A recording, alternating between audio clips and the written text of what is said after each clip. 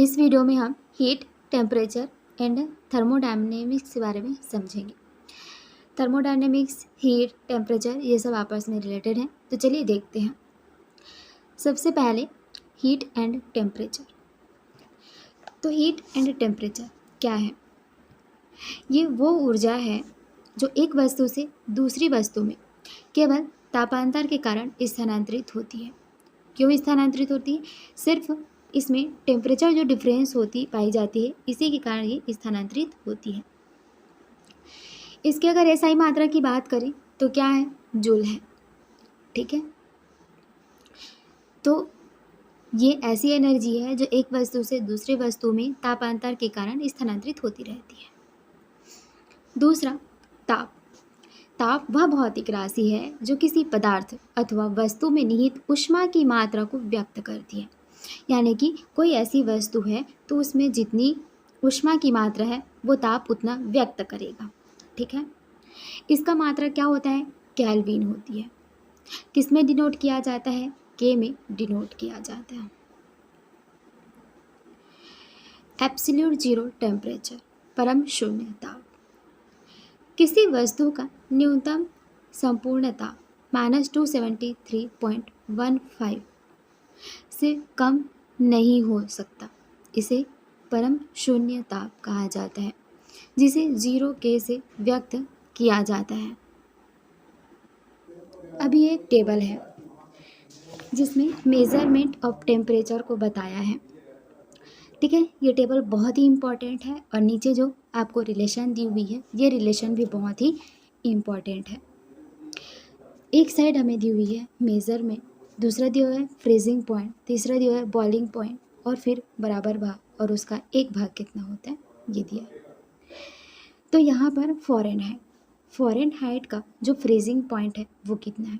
सबसे पहले तो ये समझिए कि फ्रीजिंग पॉइंट और बॉइलिंग पॉइंट क्या होता है। फ्रीजिंग पॉइंट मतलब वह पॉइंट जिस पर कोई भी वस्तु जो होती है, वह पदार्थ होती है, वो क्या करती है? जमना स्टार्ट करती है। फ्रीजिंग मतलब होता है जमना, इसलिए जमना स्टार्ट करती है, ऐसा वाला पॉइंट या उस फ़ारेनहाइट डिग्री सेल्सियस या केल्विन पर। ये क्या होता है? ये होता है बॉइलिंग पॉइंट। बॉइलिंग पॉइंट पर जो भी है, जैसे आप वाटर को देखेंगे तो इस पॉइंट पर वो क्या करेगा? उबलना स्टार्ट करता है। चलिए, अब ये फ़ारेनहाइट में हम देखते हैं। फ़ारेनहाइट में अगर हम देखें तो फ्रीजिंग पॉइंट कितना होता है? 32 डिग्री फ़ारेनहाइट में। मान लीजिए आपको यहाँ पर बॉइलिंग पॉइंट निकालनी है, तो बॉइलिंग पॉइंट में आप क्या करेंगे कि आप तो देखिए फ़ारेनहाइट में आप क्या करेंगे, तो फ़ारेनहाइट का जो क्या होता है फॉर्मूला होता है, क्या आता है? F-32। अगर मैं 182 को उधर ले जाना चाहूँ तो इक्वल टू 180 फ़ारेनहाइट की वैल्यू चाहिए। तो फ़ारेनहाइट की वैल्यू चाहिए तो ये क्या जो वैल्यू होती है, ये होती है आपकी फ्रीजिंग पॉइंट होती है। अब 32 इधर जाके क्या हो जाएगा? इधर माइनस में है तो इधर जाके क्या हो जाएगा? ऐड हो जाएगा। तो कितना बनेगा? 212 बनेगा। तो ये क्या हो जाएगी? ये एक बॉइलिंग पॉइंट हो जाएगी। तो फ्रीजिंग पॉइंट क्या हो गई? ये होती है, और इन दोनों को आपस में जोड़ दोगे तो वो बॉइलिंग पॉइंट बन जाती है। ठीक है, क्योंकि 180 भाग के बराबर ये होता है, और फिर इसका एक भाग कितना होगा? एक भाग 1 डिग्री फ़ारेनहाइट होगा। अब अगर हम सेल्सियस की बात करें, सेल्सियस में जो फ्रीजिंग पॉइंट होती है वो 0 डिग्री सेल्सियस होती है। अगर आपको ये रिलेशन याद है ना, तो आपको ये टेबल याद करने की ज़रूरत नहीं, बस हम यहाँ पर समझ रहे हैं कि फ्रीजिंग पॉइंट क्या होता है और बॉइलिंग पॉइंट क्या होता है। अब देखिए ये है,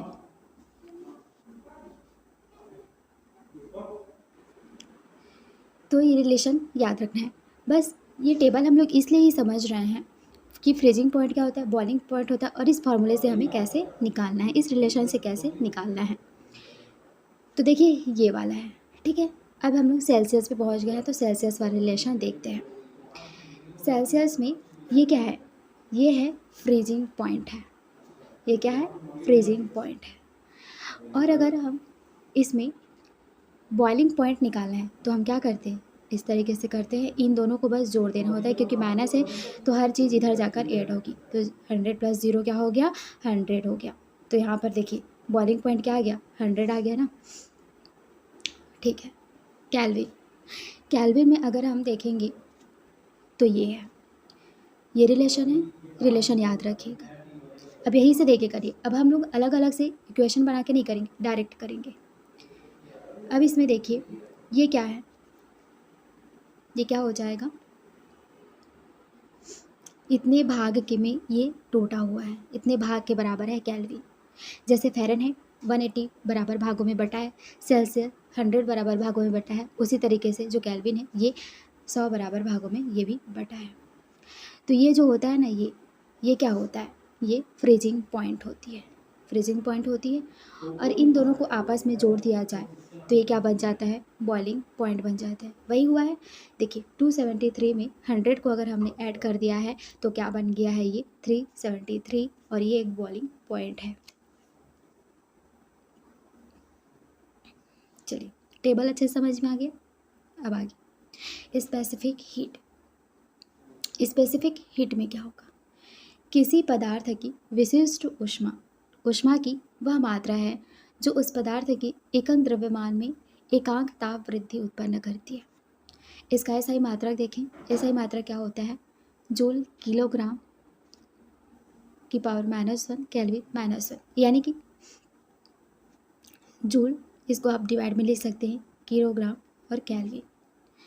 तो जो विशिष्ट ऊष्मा होती है, ये किसी पदार्थ की विशिष्ट ऊष्मा क्या होती है, ऊष्मा की वो मात्रा होती है जो पदार्थ के एकांक द्रव्यमान में एकांक ताप वृद्धि। अब इसको इसकी मात्रक से भी समझ सकते हैं। मान लीजिए आपको मात्रक याद है, तो एकांक द्रव्यमान, क्योंकि द्रव्यमान का यूनिट क्या होता है, केजी, एकांक द्रव्यमान और ताप में वृद्धि उत्पन्न करती है, तो वही क्या हो जाती है, उसकी विशिष्ट ऊष्मा कहलाती है। अब देखिए हीट ट्रांसफ़र कैसे होता है। हीट ट्रांसफ़र जो होता है उसकी 3 विधियां हैं, 3 तरीक़ों से हीट ट्रांसफ़र हो सकती है, कंडक्शन, कन्वेक्शन, रेडिएशन, चालन, संवहन और विकिरण। एक एक करके समझते हैं। चालन, कंडक्शन होता है, तो यहाँ पर चालन के द्वारा ऊष्मा पदार्थ में एक स्थान से दूसरे स्थान तक पदार्थ के कणों को अपने स्थान का परिवर्तन किए बिना पहुँचती है। कैसे, जैसे यहाँ पर इस तरीके से ठोस है, ये अपनी एनर्जी इसे टकराएगी और इसको दे देगी, ये एनर्जी फिर इसे टकराएगी, इसको दे देगी, एनर्जी इससे टकराएगी, इसको दे देगी, मतलब ये अपने स्थान को परिवर्तित किए बिना ही अपनी एनर्जी को बस ट्रांसफ़र कर देते हैं। तो यहाँ पर हीट चली जाती है, और ये ठोस में ऊष्मा का संचरण का चालन विधि द्वारा होता है। यानी कि जितनी भी ठोस वस्तुएं हैं, तो ठोस वस्तु गर्म कैसे होती है, ठोस वस्तु जो होती है गर्म चालन के द्वारा होती है। चालन कैसे होता है, जैसे ठोस में अणु जो होते हैं पास पास होते हैं, तो ये अपने स्थान में परिवर्तित नहीं कर पाती, तो ये एक दूसरे को अपना हीट ट्रांसफ़र करती रहती है, और इस तरीके से जो ठोस होता है वो पूरा गर्म हो जाता है। तो यही विधि क्या कहलाती है, चालन विधि, कंडक्शन विधि कहलाती है। दूसरी है कन्वेक्शन। कन्वेक्शन में क्या होती है, इस विधि में ऊष्मा का संचरण पदार्थ के कणों के स्थानांतरण के द्वारा होता है। जैसे जितने भी द्रव होते हैं, पारे के अतिरिक्त एवं गैसों में ऊष्मा का संचरण संवहन विधि से होता है। ठीक है, इसमें आप देखिए क्या होता है, संवहन। इस विधि में जो ऊष्मा है, ऊष्मा जो होती है, ये संचरण पदार्थ के कणों के स्थानांतरण के द्वारा होता है। जितने भी द्रव होते हैं, जैसा कि पारे के देखते हैं, पारे के अतिरिक्त जितने भी गैसें हों, द्रव में सारे आएंगे लेकिन पारा नहीं आएगा, पारे के अतिरिक्त और गैस, इन दोनों में ऊष्मा का संचरण जो होता है वो संवहन विधि के द्वारा होता है। जैसे हमने चालन को देखा था, चालन में जो ऊष्मा का संचरण होता है वो किस विधि में होता है, ठोस में जो ऊष्मा का संचरण होता है वो चालन विधि के द्वारा होगा। ठोस तो हो गया हमारा, अब बच गया हमारे पास द्रव और गैस। तो द्रव में पारे को छोड़ करके सारे जो द्रव होंगे उसमें संवहन विधि से ऊष्मा का संचरण होगा, और साथ ही साथ गैसों में भी ऊष्मा का संचरण संवहन विधि के द्वारा होता है। तीसरा है विकिरण, रेडिएशन। इस विधि में क्या होगा, ऊष्मा बिना किसी माध्यम से सभी किरणों के रूप में स्थानांतरित होती है। यह संचरण प्रकाश की भांति विद्युत चुंबकीय तरंगों के द्वारा होता है। जितनी भी किरणें होती है, ठीक है। जैसे सूर्य से जो किरणें आती है किस विधि द्वारा संचरित होती है, विकिरण के द्वारा यहाँ तक पहुँचती है। ठीक, तो बिना किसी माध्यम से सीधे किरणों के रूप में स्थानांतरित होती है, तो यह संचरण प्रकाश की भांति विद्युत चुंबकीय तरंगों के द्वारा होता है। अब देखते हैं न्यूटन का शीतलन नियम, न्यूटन्स लॉ ऑफ कूलिंग। इस नियम के अनुसार किसी गर्म पिंड के शीतल होने की दर या ऊष्मा हानि की दर उस पिंड तथा परिवेश के तापांतर के समानुपाती होती है। यह ऊष्मा क्षय की दर छोटे तापों के लिए है, जो कि पिंड के पृष्ठ के क्षेत्रफल एवं उसकी प्रकृति पर निर्भर करता है।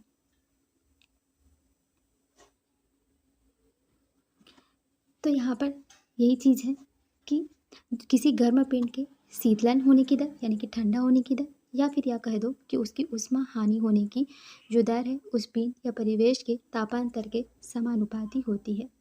यह ऊष्मा क्षय की दर छोटे तापों के लिए है, जो कि पिंड के पृष्ठ के क्षेत्रफल एवं उसकी प्रकृति पर निर्भर करती है।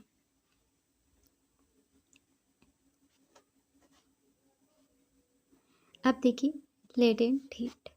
लेटेंट हीट क्या है इसको देखिए। गुप्त ऊष्मा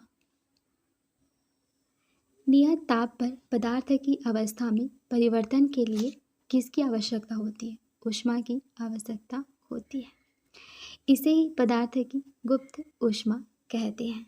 ठीक, नियत ताप पर पदार्थ की अवस्था में परिवर्तन के लिए, मतलब मान लीजिए ठोस से क्या होगी, द्रव में हो, तो उसके लिए जितनी उसको ऊष्मा की आवश्यकता होगी। अब देखिए बर्फ़ क्या है, बर्फ़ के रूप, जैसे पानी वो बर्फ़ के रूप में है, तो उसको क्या करने के लिए, द्रव में करने के लिए कुछ ऊष्मा देने की आवश्यकता होगी।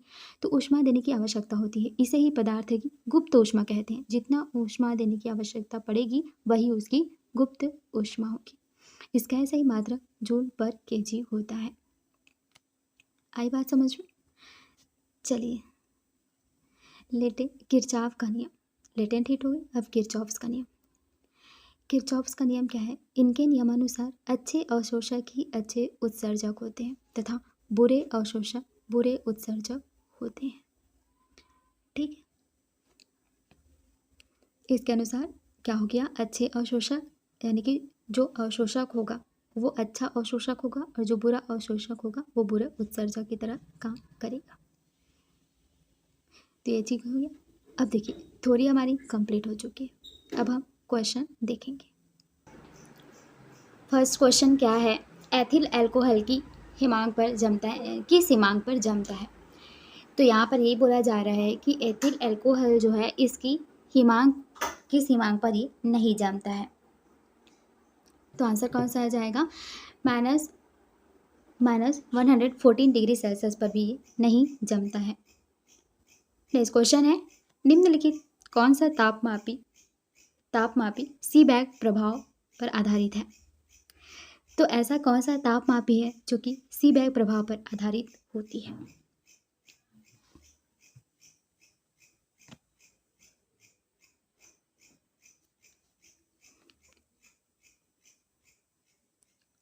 तो ये है ऑप्शन सी, ताप युग्म तापमापी।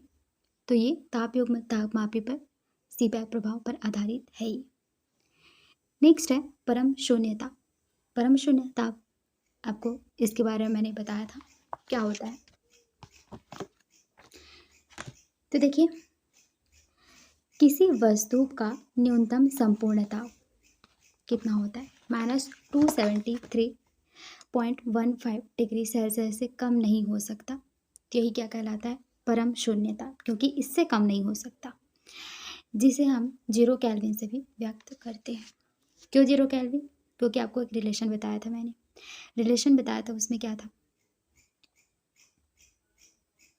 कि -273 डिवाइड बाय 100, तो 0 केल्विन, केल्विन को आप 0 रख दो तो क्या मिलेगा आपको, -273 मिलेगा। तो इसीलिए 0 केल्विन से भी इसको व्यक्त करते हैं। नेक्स्ट क्वेश्चन है, शरीर का तापक्रम ज्ञात करने के लिए किस तापमापी का प्रयोग करते हैं? शरीर का तापक्रम ज्ञात करने के लिए हम जो तापमापी का यूज़ करते हैं वो कौन सा है? तो वो है द्रव तापमापी। ठीक है, द्रव तापमापी का यूज़ किया जाता है।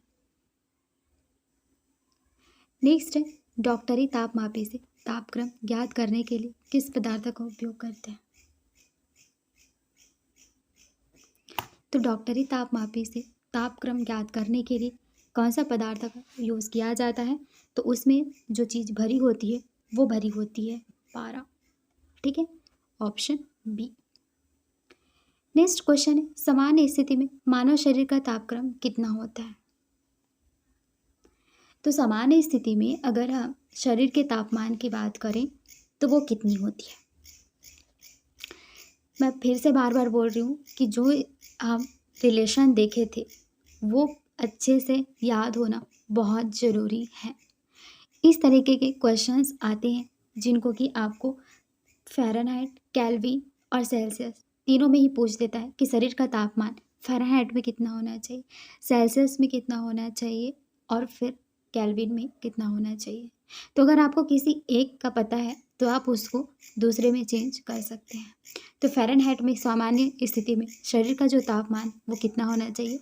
98.5 डिग्री फ़ारेनहाइट में होना चाहिए।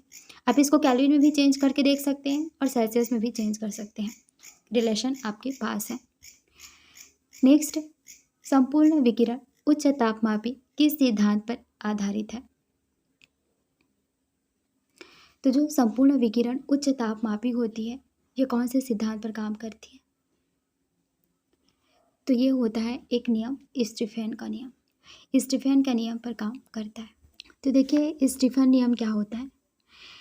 इस नियम के अनुसार किसी कृष्णिका के एकांक पृष्ठ क्षेत्रफल के प्रति सेकेंड में उत्सर्जित होने वाली विकिरण ऊर्जा उसके परम ताप की चतुर्थ घात के क्रमानुपाती होती है। ये इसमें रिलेशन होता है। ठीक, चलिए नेक्स्ट क्वेश्चन है, निम्नलिखित तापमापियों में से किसे पैरोमीटर कहा जाता है?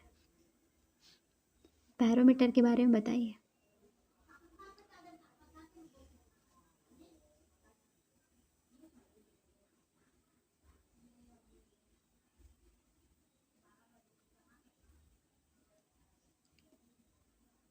तो विकिरण तापमापी होती है ना, वो पैरोमीटर होता है। ऑप्शन बी,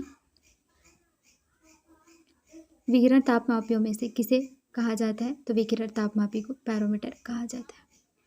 नेक्स्ट है, पैरोमीटर का प्रयोग किया जाता है। पैरोमीटर का क्या यूज़ है?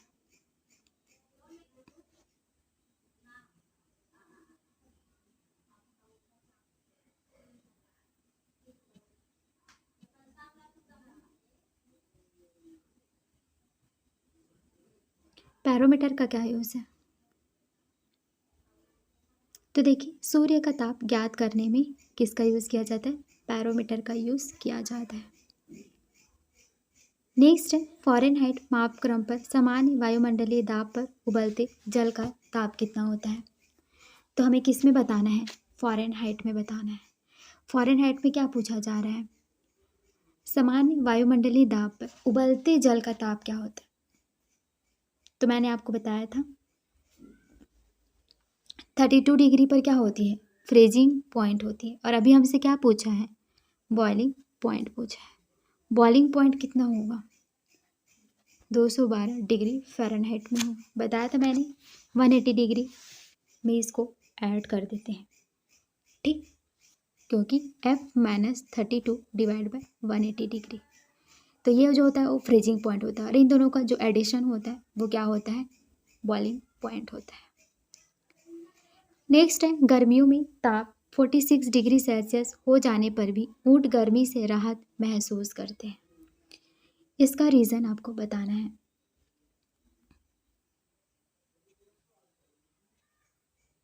तो गर्मियों में ताप 46 डिग्री सेल्सियस हो जाने पर भी ऊँट जो होते हैं वो गर्मी से राहत महसूस करते हैं। ऐसा क्यों? क्योंकि अपने शरीर का ताप 42 डिग्री सेल्सियस तक ये बढ़ा देते हैं। ठीक है,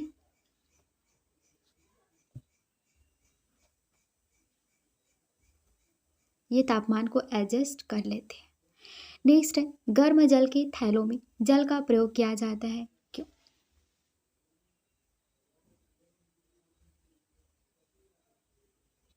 गर्म जल के थैलों में जल का प्रयोग किया जाता है, क्यों किया जाता है? क्योंकि इसकी जो विशिष्ट ऊष्मा होती है, जल की विशिष्ट ऊष्मा सबसे अधिक होती है, इसीलिए गर्म जल के जो थैले बने हुए होते हैं ना, उसमें जल का ही यूज़ किया जाता है और किसी का यूज़ नहीं किया जाता, क्योंकि इसकी विशिष्ट ऊष्मा अधिक होती है, जिसके कारण इसके पास एनर्जी भी अधिक होती है। नेक्स्ट, जल के आयतन में क्या परिवर्तन होगा यदि ताप का 0 डिग्री सेल्सियस से 3 डिग्री सेल्सियस तक कर दिया जाए? तो जल के आयतन में कोई क्या परिवर्तन होगा, इसको आप लोग समझिए और आंसर करिए।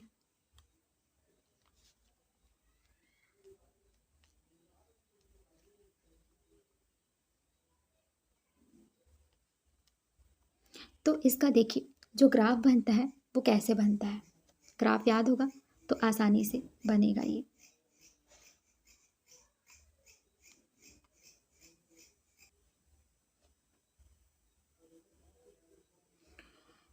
तो ये 0 डिग्री सेल्सियस हो गया, 3 डिग्री सेल्सियस हो गया और इस तरीके से इधर इंक्रीज होगा।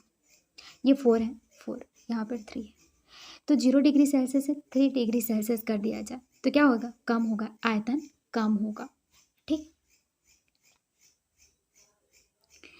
नेक्स्ट, किसी गर्म दिन में हमें पेड़ के नीचे ठंडा महसूस होता है जबकि टीन की चादर के नीचे क्यों? मतलब किसी गर्म दिन में हम पेड़ के नीचे ठंडा महसूस करते हैं जबकि टीन की चादर के नीचे नहीं करते, ऐसा क्यों होता है?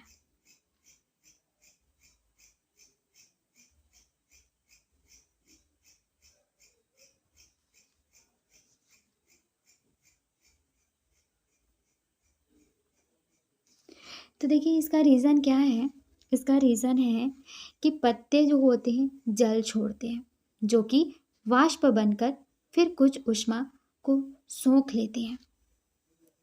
ठीक। तो हम पेड़ के नीचे जैसे बैठे हैं, वहाँ गर्मी है, गर्मी है तो क्या हो जाएगा, पेड़ में जो है पत्ते होते हैं, पत्ते जल को छोड़ेंगे और जल छोड़ेंगे तो वहाँ आसपास की जो ऊष्मा हो जाएगी उससे ये हो गया वाष्प बन जाएंगे और ऊष्मा को सोख करके हमें देते हैं और वो ठंड हवा जो होती है हमें क्या लगती है, ठंडी लगती है। तो इस तरीके से यहाँ पर कर देना है। ऑप्शन कौन सा हो जाएगा, ऑप्शन डी।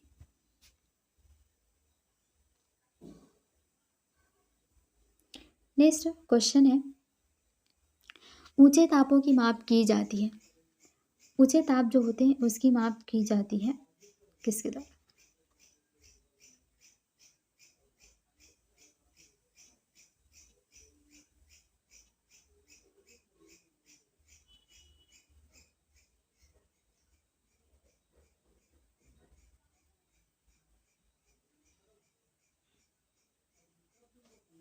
ऊंचे तापमानों की माप की जाती है पूर्ण विकिरण उत्तरमापी से। किससे? पूर्ण विकिरण उत्तरमापी से की जाती है। तो आंसर कौन सा हो जाएगा, ऑप्शन बी। किस तापमान पर सेल्सियस और फ़ारेनहाइट पैमाने पर ताप जो होता है एक समान रहता है?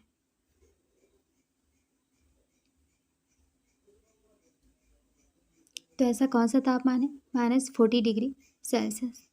-40 डिग्री सेल्सियस पर जो सेल्सियस और फ़ारेनहाइट है इस पर पैमाने समान रहते हैं। इसको किस में निकाल सकते हैं आप, इसको आप निकाल सकते हैं मैंने जो आपको रिलेशन बताया था उससे। तो देखिए यहाँ पर कौन सा उसका फॉर्मूला है, 0 degree -100 equal to F -32 180। 0 0 cancel, Celsius कितना है -40, -40 divide by 10 into 80 equal to F -32। यहाँ से 0 0 कैन 18 चौक के बाद माइनस, इधर से F -32 है तो 32 इधर आके प्लस में हो जाएगा F, तो कितना बचेगा -40 डिग्री सेल्सियस बचेगा कितने, फ़ारेनहाइट में। ठीक है, तो फ़ारेनहाइट और डिग्री सेल्सियस दोनों इक्वल वैल्यू होती है। अगर फ़ारेनहाइट की जगह भी आप रखेंगे 40 डिग्री तो वो भी आपको सेल्सियस में -40 डिग्री ही मिलेगा। नेक्स्ट है जल का घनत्व किस पर अधिकतम होता है। तो 4 डिग्री सेल्सियस ऐसा है जहाँ पर उसका आयतन कम होता है लेकिन उस पर घनत्व जो होता है वो अधिक होता है। तो कौन सा है ऐसा? ऐसा है 4 डिग्री सेल्सियस। 4 डिग्री सेल्सियस पर आयतन तो सबसे कम होता है लेकिन घनत्व सबसे ज़्यादा होता है। नेक्स्ट है रेखीय, क्षेत्रीय और आयतन प्रसार गुणांक में अनुपात है।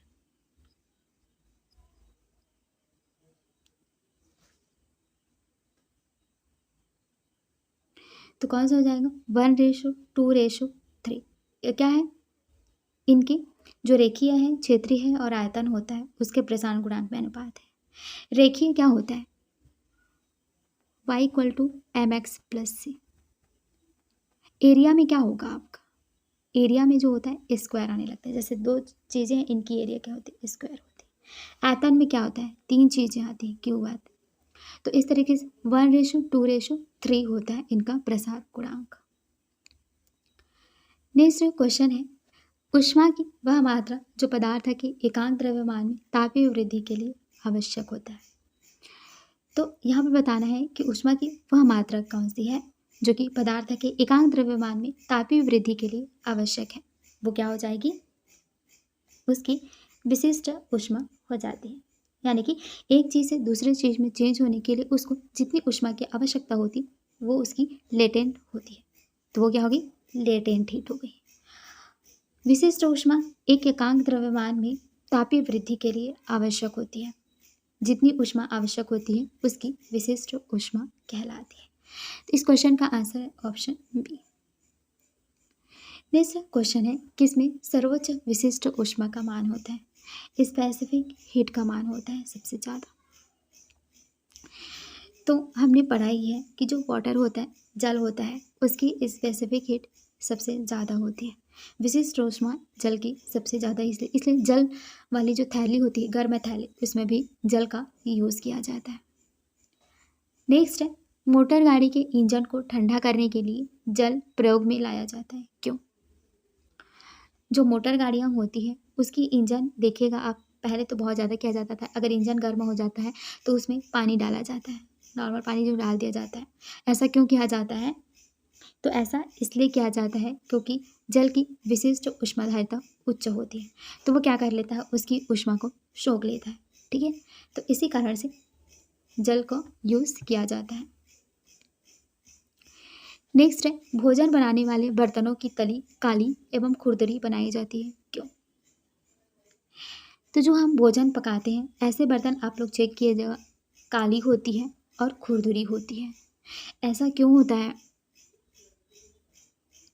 ऐसा इसलिए होता है क्योंकि काला और खुरदुरा पृष्ठ जो होता है इसकी अवशोषण क्षमता अधिक होती है। अच्छे अवशोषक जो होते हैं अच्छे उत्सर्जक भी होते हैं। यह है किरचॉफ का लॉ। तो ये हो जाएगा ऑप्शन बी।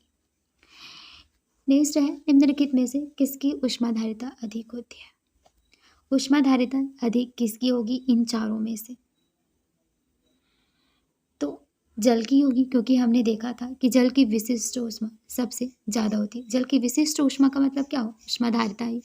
तो ऊष्मा की धारण करने की क्षमता इसमें अधिक होती है। तो आंसर क्या हो जाएगा? आंसर हो जाएगा नियत ताप पर पदार्थ की अवस्था परिवर्तन हेतु आवश्यक ऊष्मा की मात्रा क्या कहलाती है?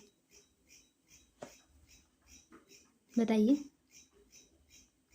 तो अवस्था में परिवर्तन करने के लिए उसको जितनी ऊष्मा की आवश्यकता होती है वह क्या कहलाती है? उसकी गुप्त ऊष्मा कहलाती है। किसी पदार्थ की विशिष्ट ऊष्मा किस पर निर्भर करती है?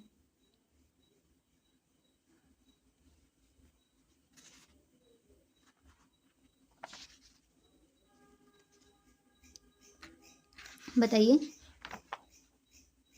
किसी पदार्थ की विशिष्ट ऊष्मा किस पर निर्भर करती है?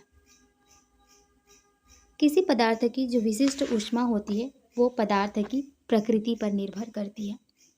पदार्थ की प्रकृति कैसी है इस पर निर्भर करती है। ठोस से द्रव में पदार्थ के अवस्था परिवर्तन को क्या कहा जाता है?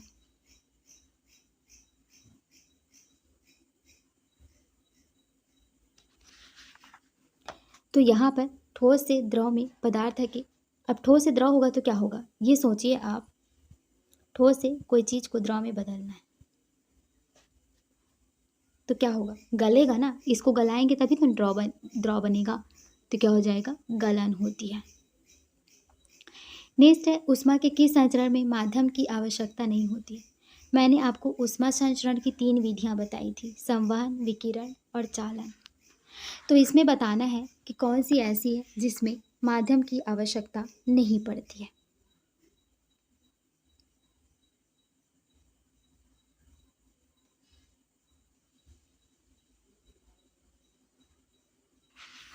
तो क्या हो जाएगा आंसर? आंसर हो जाएगा विकिरण। विकिरण क्या होता है? विकिरण में, इस विधि में ऊष्मा बिना किसी माध्यम से सीधी किरणों के रूप में स्थानांतरित होती है और यह संचरण प्रकाश की भांति विद्युत चुंबकीय तरंगों के द्वारा होता है। याद रहेगा, ठीक है। बिना किसी माध्यम के यहाँ पर जो संचरण होती है वो किस में होती है? विकिरण में होती है। नेक्स्ट है, कैलोरी मापी तांबे का क्यों बनाया जाता है?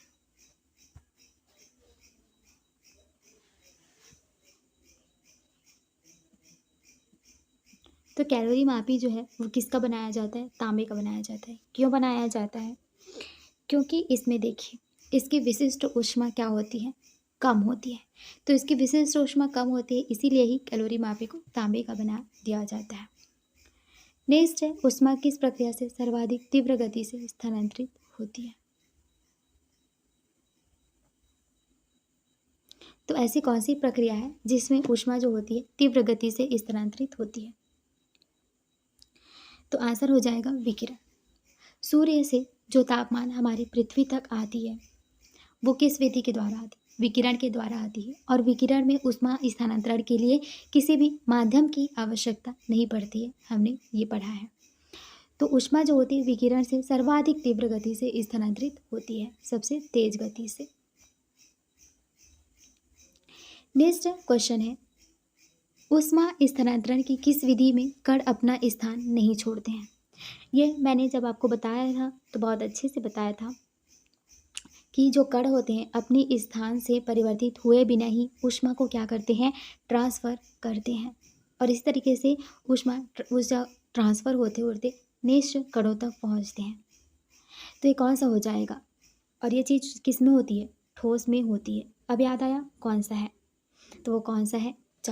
चालन विधि में ऐसा होता है। नेक्स्ट है, आदर्श कृष्णिका किसकी विकिरण को अवशोषित कर सकती है? आदर्श कृष्णिका किसकी विकिरण को अवशोषित कर सकती है? तो यह हो जाएगी केवल उच्च तरंग दैर्ध्य को, केवल उच्च तरंग दैर्ध्य को ये अवशोषित कर सकती है। नेक्स्ट है, द्रव तथा गैसों में ऊष्मा का संचरण होता है। द्रव और गैस होती हैं, इनमें ऊष्मा का संचरण कैसे होता है? ठोस में तो हमने देखा, ठोस में ऊष्मा का संचरण कैसे होता है? चालन के द्वारा होता है। लेकिन जो बच गए द्रव और गैस में ऊष्मा का संचरण कैसे होता है? द्रव में भी पारे को छोड़ करके जितने द्रव हैं वो और गैस, इनमें ऊष्मा का संचरण जो होता है वो संवहन विधि के द्वारा होता है। आई होप को आपको समझ में आ रहा होगा। आप कमेंट के माध्यम से बता सकते हैं कि समझ में आ रहा है या नहीं। ठीक है, चलिए नेक्स्ट क्वेश्चन है, किसी गर्म पिंड के ऊष्मा हानि की दर उस पिंड तथा परिवेश के तापांतर के समानुपाती होती है। ये किसका नियम है?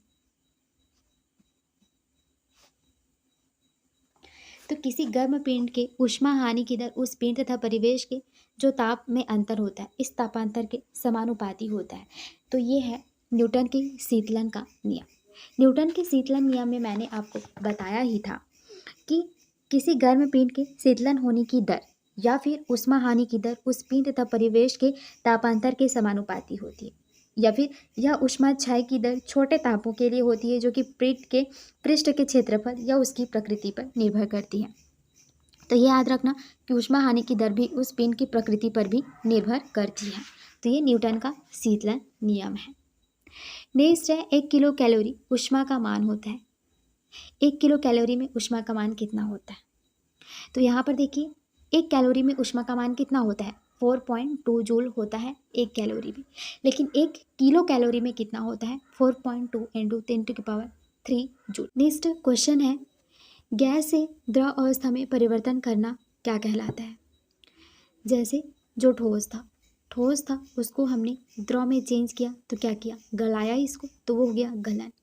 अभी क्या है? गैस से द्रव में, इस गैस से हमें द्रव में, कोई भी गैस है, गैस का आप क्या करेंगे कि आपको द्रव मिल जाए, तो इसमें क्या करेंगे? संघनन करेंगे। संघनन विधि के द्वारा संगठित गैसों को संगठित करके वो क्या हो जाएगी? जैसे आप खाना बनाते हैं तो उसमें एक बर्तन में कोई खाना बना रहे हैं, उसमें आपने ढक्कन लगा दिया उसके, तो उस ढक्कन में जो होती है गैस बनकर उस ढक्कन में रहती है और फिर वो फिर से पानी बन जाती है, तो वहाँ पर क्या होता है? संघनन होता है। संघनन विधि द्वारा ऐसा होता है। नेक्स्ट है, बर्फ के 2 टुकड़ों को दबाने पर एक टुकड़ा बन जाता है।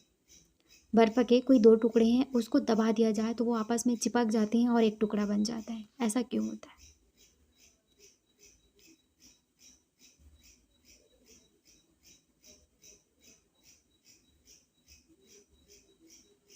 तो ऐसा इसलिए होता है, क्यों होता है?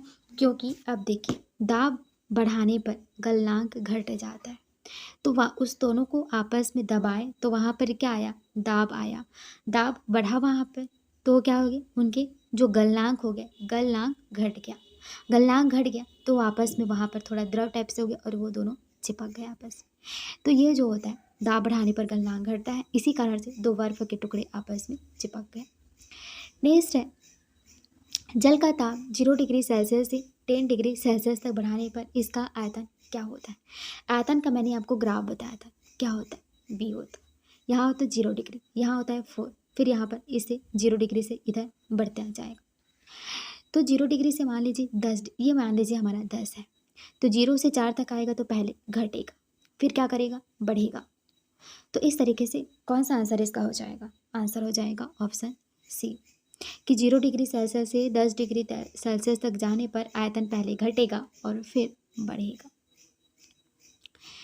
नेक्स्ट क्वेश्चन है, सूर्य की ऊष्मा पृथ्वी तक किस प्रकार के संचार माध्यम से आती है? मैंने आपको 2 या 3 बार इसको बता दिया है कि ऊष्मा जो स्थानांतरण की 3 विधियाँ होती हैं, चालन, संवहन और विकिरण। इसमें से जो सूर्य की ऊष्मा होती है वो हमारी पृथ्वी तक आती है, तो वो कौन सी विधि के द्वारा आती है? और इसके लिए किसी माध्यम की आवश्यकता नहीं होती है, तो वो होती है विकिरण। विकिरण माध्यम से आती है। नेक्स्ट क्वेश्चन है, एक आदर्श कृष्णिका के लिए अवशोषण क्षमता का मान क्या होता है?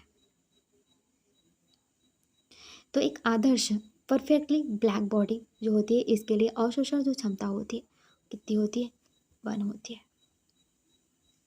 नेक्स्ट है, निम्नलिखित में द्रव में कौन सा ऊष्मा का बहुत अच्छा चालक होता है?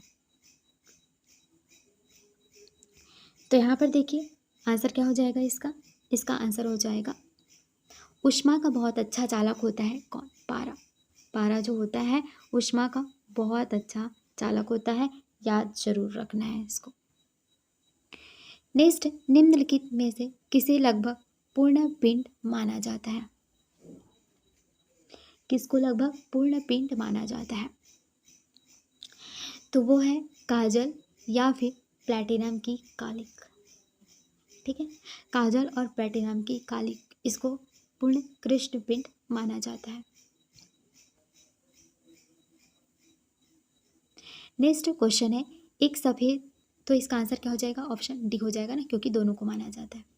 नेक्स्ट क्वेश्चन है, एक सफ़ेद एवं चिकनी सतह है, तो कोई ऐसी सतह है जो कि सफ़ेद कलर की है और चिकनी है, तो उसके बारे में आप क्या कहेंगे?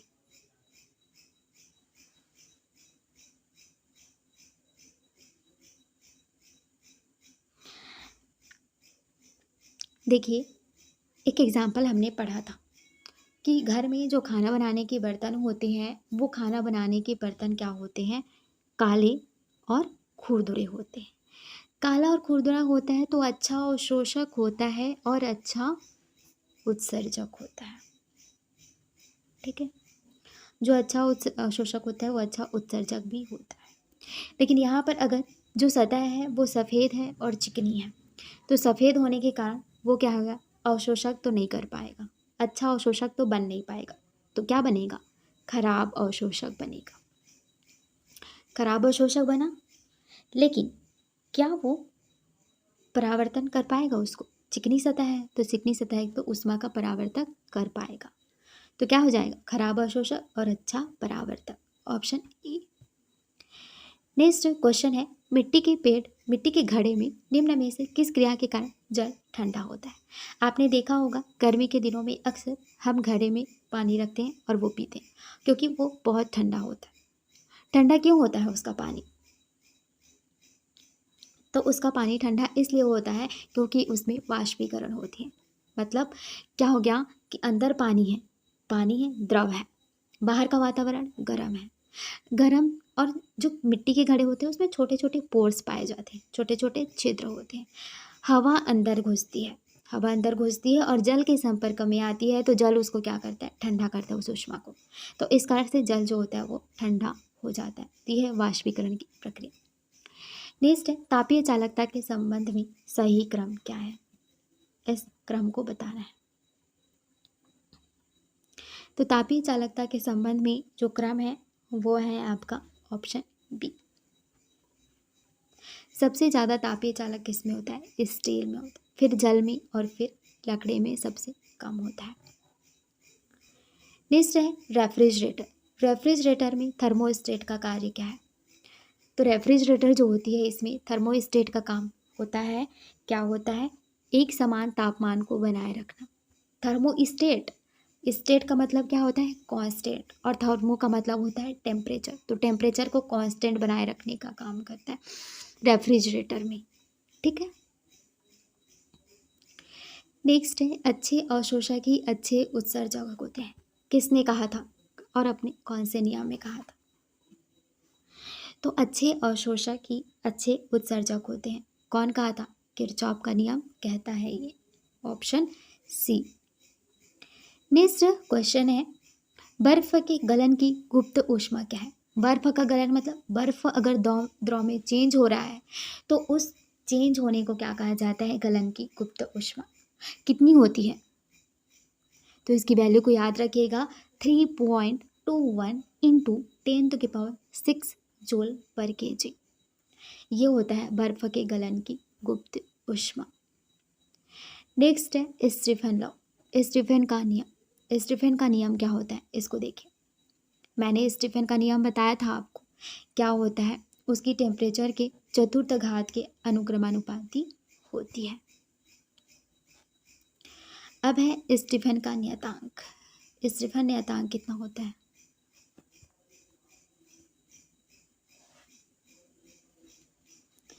तो स्टीफन कांस्टेंट जो होती है ये होती है 5.67 इंटू 10⁻⁻8, और इसमें कोई यूनिट नहीं है, क्योंकि जो कांस्टेंट होता है, नियतांक होता है, उसकी कोई भी यूनिट नहीं होती है।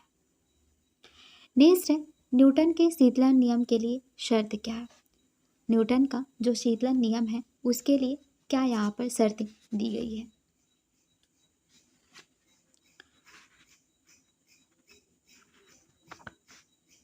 तो मैंने आपको न्यूटन का शीतलन नियम बता दिया है। तो यहाँ पर क्या होती है, किसी भी गर्म पिंड है उसके शीतल होने की दर या फिर ऊष्मा हानि की दर उस पिंड तथा परिवेश के तापांतर के समानुपाती होती है, और ऊष्मा क्षय की जो दर होती है छोटे तापों के लिए होती है। किसके लिए होती है, छोटे तापों के लिए होती है। तो तापीय अंतर बहुत अधिक ना हो, यही न्यूटन की शीतलन नियम का अंतर है। ज़्यादा ताप में इसमें डिफरेंस नहीं होना चाहिए। तो ऑप्शन क्या हो जाएगा, फर्स्ट। नेक्स्ट क्वेश्चन है, शीतकाल में कपड़े हमें गर्म रखते हैं क्यों। तो ठंडे का मौसम जो होता है तो हम ज़्यादा कपड़े पहनते हैं। ज़्यादा कपड़े क्यों पहनते हैं, ताकि हमें गर्मी का महसूस हो सके, ठंड ना लग सके। तो क्यों क्यों ऐसा होता है, क्योंकि शरीर की जो ऊष्मा होती है इसको बाहर जाने से रोका जा सके। अगर हवा हमारे शरीर को मान कुछ ऊष्मा है, हवा हमारे संपर्क में आएगी तो क्या कर लेगी, ऊष्मा को हमारे शरीर से ले लेगी, तो हमें क्या ठंडा महसूस होगा। तो जो बाहर की हवा है वो हमारे बॉडी को टच ना कर सके और हमारे बॉडी का जो ऊष्मा है वो बाहर ना जा सके, इसीलिए यहाँ पर कपड़ा पहना जाता है। तो शरीर की ऊष्मा को बाहर जाने से रोकने के लिए ही हम शीतकाल में कपड़े पहनते हैं ताकि हमें गर्मी लगती रहे। नेक्स्ट है ऊनी कपड़े सूती वस्त्रों की अपेक्षा गर्म होते हैं, क्यों? अब देखिए, ऊनी कपड़े ज़्यादा पहनते हैं हम लोग, स्वेटर शॉल वगैरह यूज़ करते हैं ठंडे में, ठीक है। तो ऊनी कपड़े जो होते हैं सूती वस्त्रों की अपेक्षा गर्म होते हैं, क्यों होते हैं ऐसा पूछा जा रहा है यहाँ पे। तो जो ऊनी कपड़े होते हैं ना वो ज़्यादा ताप को रोक पाते हैं। नॉर्मल कपड़े की अपेक्षा जो ऊनी कपड़े होते हैं वो ज़्यादा ताप को रोक पाते हैं, और ज़्यादा हम ताप को रोकेंगे तो हमारे बॉडी का जो तापमान है वो बाहर नहीं जा पाएगा। ऊनी कपड़े उसको क्या कर लेंगे, रोक लेंगे। इसी कारण ये ऊनी कपड़े का यूज़ किया जाता है, ठीक, क्योंकि ये ताप के अच्छे रोधक होते हैं, ताप को अच्छे से रोक देते हैं। नेक्स्ट क्वेश्चन है, दो प्रक्रम भिन्न भिन्न तापीय साम्यावस्था में तीसरे निकाय के साथ साम्यावस्था में है, तब वे परस्पर तापीय साम्यता में होंगे।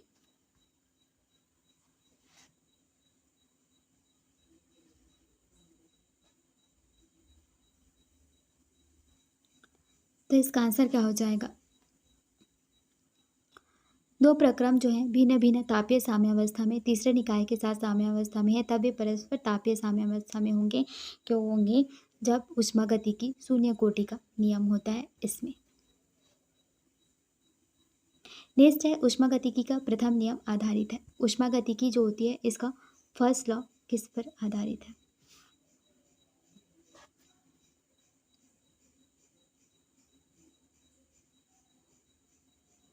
तो ऊष्मागतिकी का जो प्रथम नियम है ना, फर्स्ट लॉ है, वो ऊर्जा संरक्षण के नियम पर आधारित है।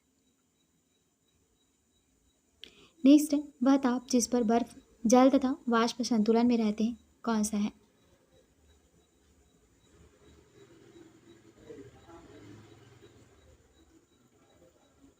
वह ताप कौन सा है जिस पे बर्फ और जल और वाष्प तीनों ही संतुलन में होते हैं? तो वो है त्रिक बिंदु। तो ये तो हो गया त्रिक बिंदु। आगे देखते हैं, जल के जमने पर उसके अणुओं के मध्य की दूरी क्या होती है? मान लीजिए द्रव है, द्रव जमकर क्या बन गई, बर्फ बन गई, तो उनके अणुओं के मध्य की जो दूरी होगी वो क्या होगी?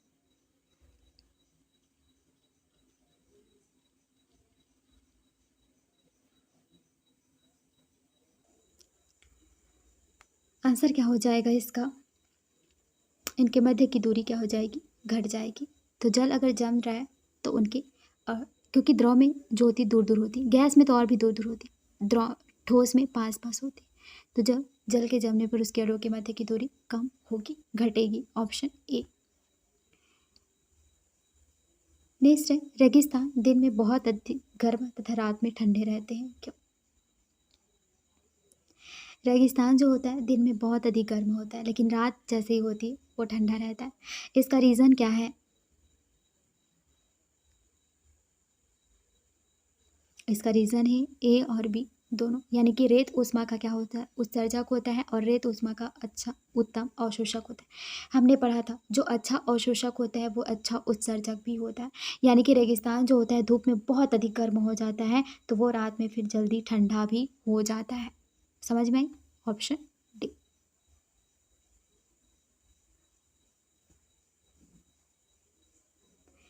यदि समतापीय प्रक्रम में किसी गैस को ऊष्मा दी जाएगी, तो समतापीय प्रक्रम में किसी गैस को अगर ऊष्मा दी जाएगी तो क्या होगा?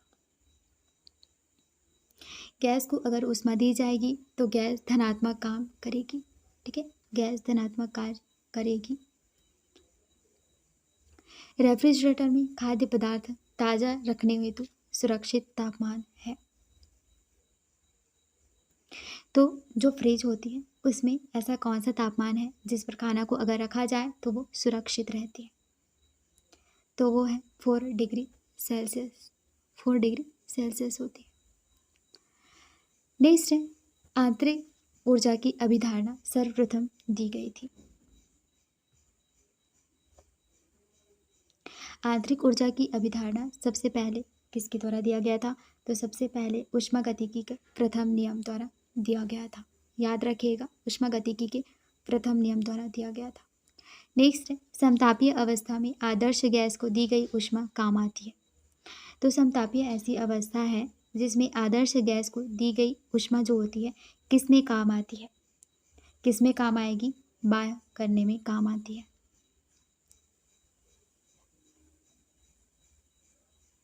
Option C.